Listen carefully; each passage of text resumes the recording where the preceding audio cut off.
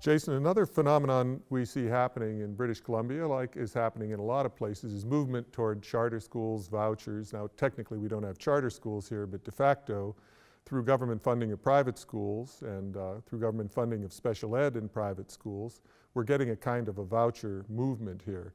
What do you think, as you look at the situation in British Columbia, what should we be watching out for as we move in this direction of public money going to private schools?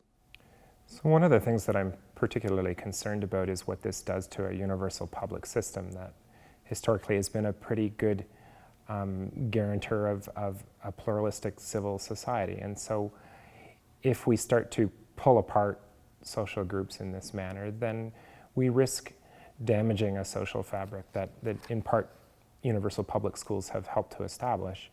Another problem that I see here is that we know that this sort of model, when it was used in the 19th century, was in fact quite ineffective.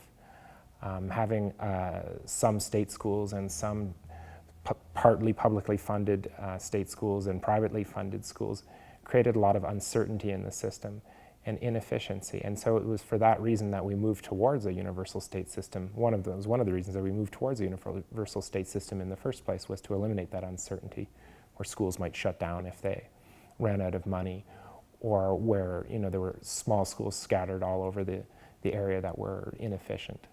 The purposes of public education you were getting at in terms of the social fabric, I think some of these terms sound like buzzwords to some people, but to historians of education, I don't think they do.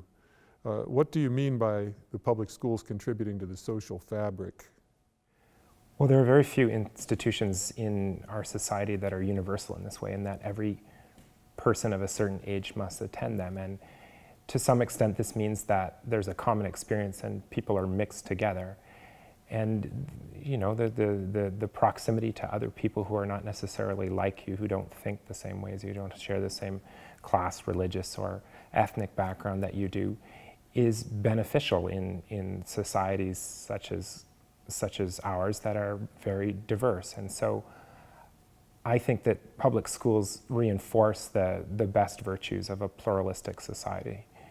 And when I say social fabric, I mean, a cohesive society that despite those differences that I've named, that works well together.